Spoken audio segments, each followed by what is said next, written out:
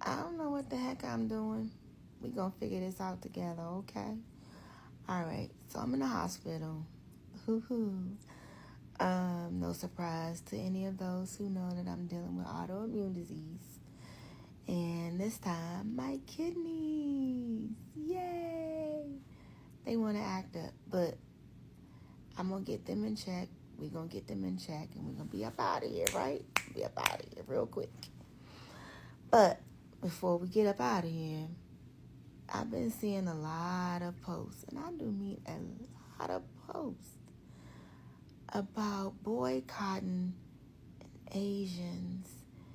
And you know what, y'all? I'm standing with you because I've been in Ann Arbor, Michigan since 2011. And it's literally one of the most progressive places in America. Everyone here has at least a bachelor's degree. Most people have a master's degree. I mean, this place is progressive. But it's still racist, y'all.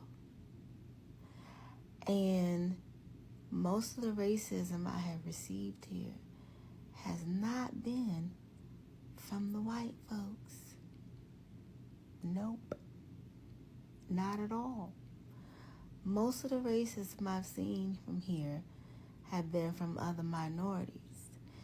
And they might not be minorities in Ann Arbor because the Asians in Ann Arbor outnumber the number of black people here in Ann Arbor. That's no surprise because University of Michigan is here and they have high numbers there, okay? But I want to tell you guys a story before I get to why I'm supporting the boycott and why I'm saying we should keep our dollars in our community. All right. So for those of you who do know me, you know that I was on the Ann Arbor Board of Education.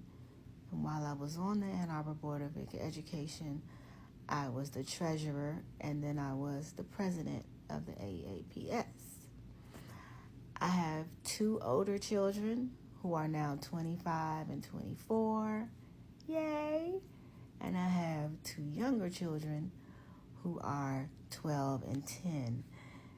Yes, I started over. That's beside the point, okay? My two older children have my maiden name. They were adopted. Everyone knows this because we are proudly an adoptive family and we support adoption. You should too, okay?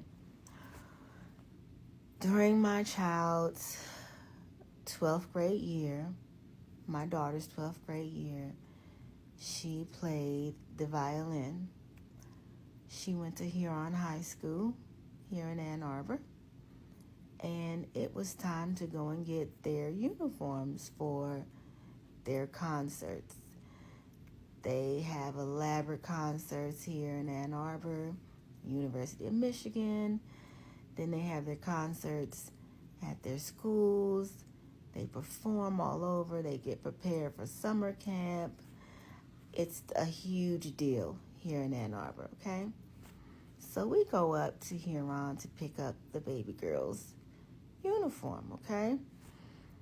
And she goes over to the table and she's waiting for the lady to acknowledge her so that she can give her uniform. Instead of asking my baby her name and giving her uniform, she looks at her and says, "Oh, your orchestra doesn't wear uniforms. You guys just wear black pants and a white shirt." So my ears immediately, bing, bing, bing. What did you say to my baby? You didn't even ask her name. So I turned around and I said, "What did she just say?" Keep in mind, y'all, these are other parents talking to children, and she has assumed that my baby is in the lower orchestra. Now here's what's funny. My baby was the concertmaster. Yes, my baby. The dark-skinned black girl who you just assumed didn't have any talent and was in the lower concert is running the whole show. Yeah, her. And she didn't get it because of who her mother was, because nobody knew who her mother was, because we had different last names. And I did it that way on purpose because I wanted to see how they were going to treat my two older kids. I made sure to keep that separate for as long as I could. And so I walked over to the table and I'm like, I'm sorry. Did you get her name? Did you ask her name? And she's like, no. What is her name? I said, her name is, and I gave her name. And then she has this dumb look upon her face and she's like, oh, I'm so sorry. And I'm like, yeah, you should be. Where is her uniform? Then the orchestra director comes out and he's like, what's going on? And I said, well, the lady here assumed Ariel was in the lower concert and said to her that her orchestra didn't need uniforms, that all they wear are black bottoms and a white top. And he was dumbfounded, just as dumbfounded as I was. Like, how could you assume these things? Y'all, it didn't get better from there. My other baby has experienced racism at another school here in Ann Arbor. It doesn't get better. Most of the racism I've experienced here in Ann Arbor has come from other minorities, sadly.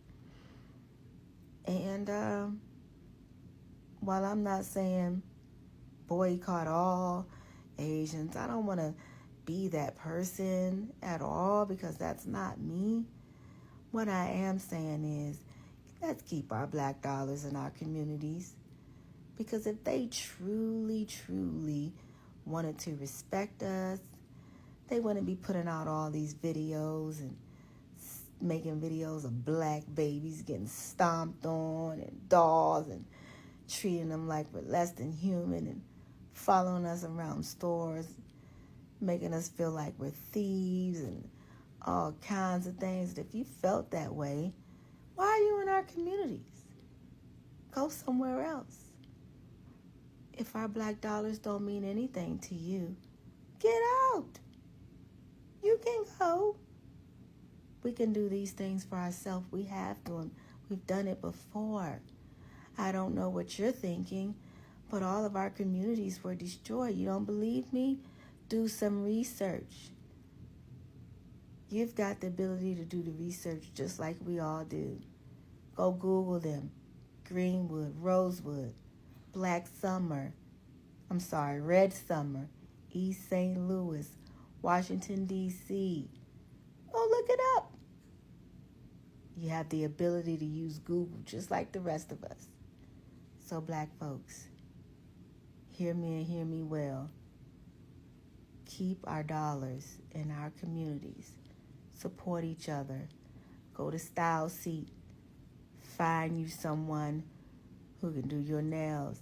And they come to your house.